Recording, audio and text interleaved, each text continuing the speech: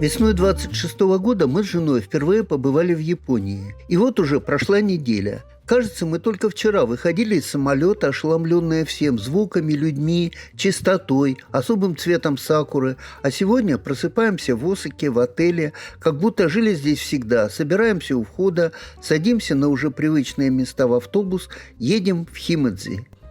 Это Ирина. Она художник-кукольник. Всегда выглядит ярко, оригинально. Привыкли, но все равно улыбаемся. Обычный жилой дом. Но это наружная галерея, не архитектурная прихоть. В стране землетрясений выход наружу всегда может оказаться важным. В общем, едем. Мы находимся в регионе Кансай, который отличается от Канто, где находится Токио, Йокохама, Камакура. А мы с вами вот где Кобе, Осака, Химеджи, Киото. И здесь свой диалект, свои есть особенности, свои привычки. В Осаке, может быть, вы уже, если ездили кто-то самостоятельно, увидели, что в Осаке все на правую сторону. Метро, если слева, также перестраиваешься направо. Для кого-то Япония – это воспоминания, своя история, свои маршруты. Для кого-то пока только образы из книг и фильмов. Мир, который существует где-то за облаками. Но страна, в которую мы едем, вот она, рядом. И все-таки цветущая сакура на обочинах удивительна и прекрасна. Небольшая остановка около Кобе и едем дальше.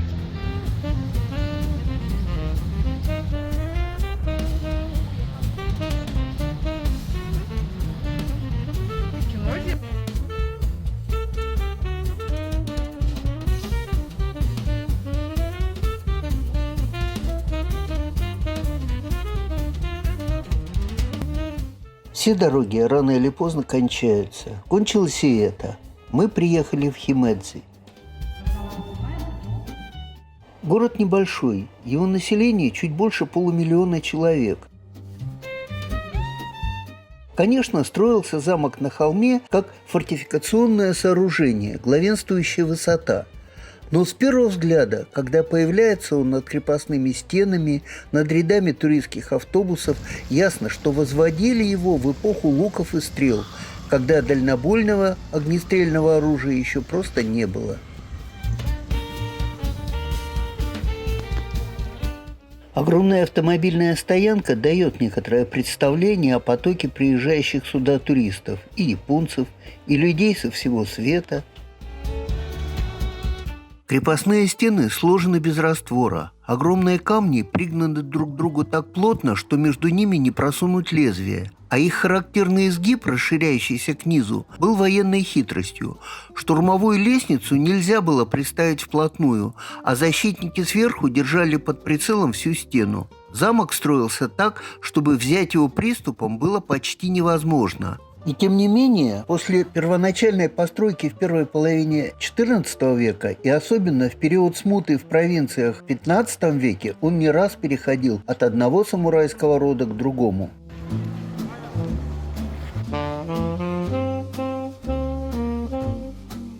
Но сейчас, весной, в период цветения сакуры, японцам не до войны. Они приходят всей семьей, с детьми, едой и напитками и проводят так целый день.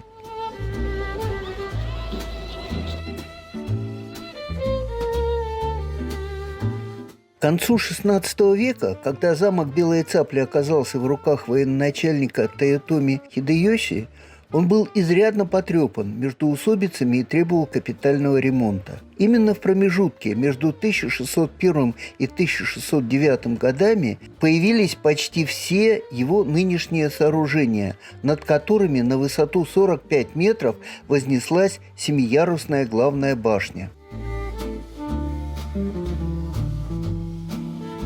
Затеянное семейством Тоётоми обновление замка было закончено к 1618 году и привело к перепланировке прилегающей территории. Обширный сад вокруг замка был разбит в виде спиралевидного лабиринта со множеством тупиков для того, чтобы вынудить нападавших на протяжении часов блуждать кругами, в то время как по ним будет вестись стрельба. Эта хитроумная задумка никогда не проходила проверку боем, так как вслед за окончанием строительства в этой части Японии наступило относительно мирное время. А последующие 2 столетия под сенью замка вырос город Химедзи. В 1871 году замок Белой Цапли был изъят у владельцев государством за символические 23 йены.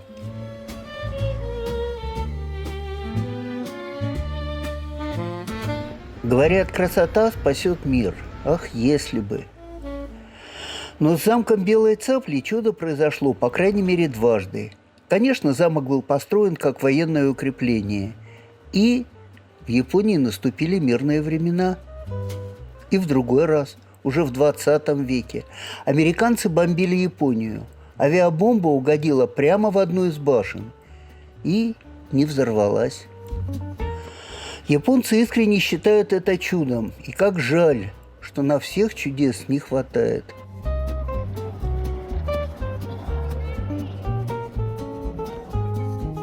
Мандариновое дерево во дворе замка. Татибана, цитрус, который в Японии сажали еще при самураях. Не для еды, для духа места.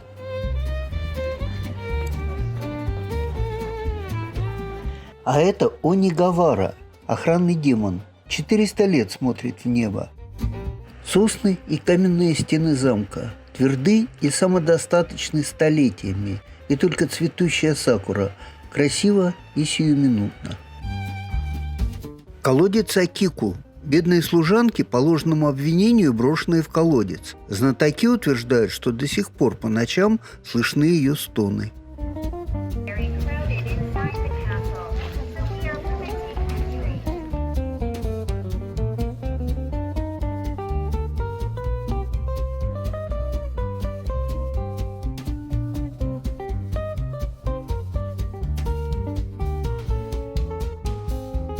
Замок, лабиринт из каменных стен, строили когда-то, чтобы не пустить врага. Сегодня сюда специально едут со всей Японии, да что там, со всего света, и аккуратно сортируют мусор на выходе. Что-то, наверное, изменилось.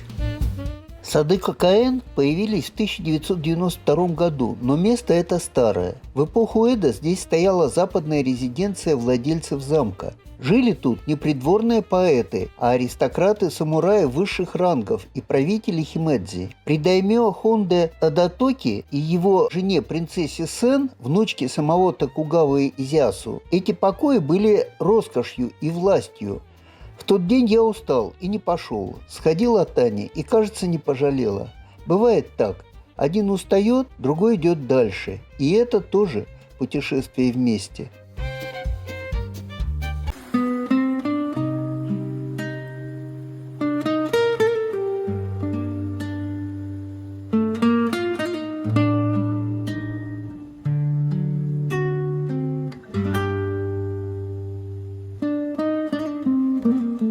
Мне кажется, что не было и нет ни расставаний, ни печалей. Есть этот предвечерний свет, который мы не замечаем. Есть старые друзья, они помогут, хоть и постарели. И эти солнечные дни, они пришли взамен капели. Не уставай, не уставай, еще живем под небесами. Не уставай, не забывай, не мир устал, устали сами. И долгий предстоящий день, день от рассвета до заката, а мы все ищем в суете то потепления, то прохлады. Не уставай, не уставай, еще живем под небесами. Не уставай, не забывай,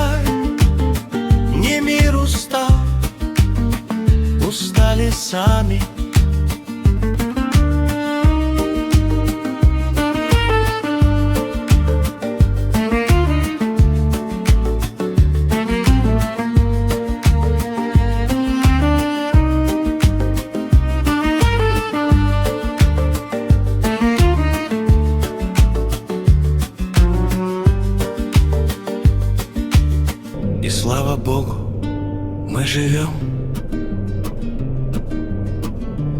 Еще живем под небесами. Хотя бывает, устаем. Так это же не мир, мы сами. Не уставай, не уставай. Еще живем под небесами. Не уставай, не забывай. Не мир устал, устали сами.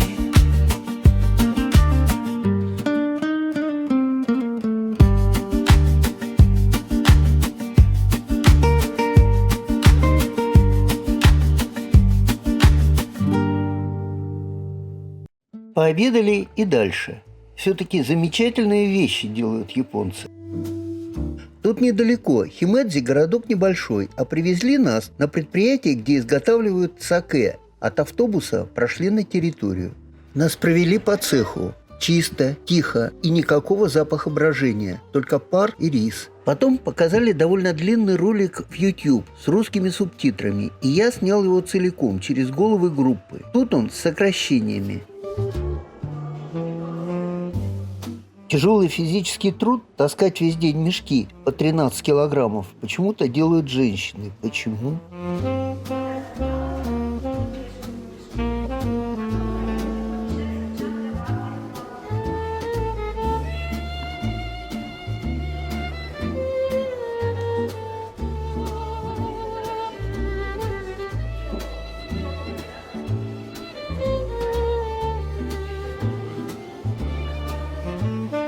Ключевой процесс называется танекири – равномерное рассыпание спор коджи по пропаренному рису. Именно коджи запускает брожение, без него просто каша. Процесс брожения длится месяц. Затем готовый напиток разливают по бутылкам с красивыми этикетками. Хранение, логистика, маркетинг, продажи. Да, нужно обязательно встречать и говорить йо-еще, 3 раза. А потом было шоу, как на старинных народных праздниках. Деревянная бочка, молотки, и все желающие бьют по крышке. Называется это кагами-бираки – открытие зеркала. Древний ритуал радости и удачи. В сакеварне на Дагику нас ждала дегустация. Нам налили несколько сортов, от классического рисового саке до юдзу, ликера всего 7 градусов. Легкая, с запахом цитруса и чего-то домашнего. Я купил бутылку сразу и правильно сделал. Она пережила дорогу домой и сейчас стоит у меня на кухне в Петербурге. 41 жареный сыр возьмем. Давай. И ужин в Осаке. Улыбнулись.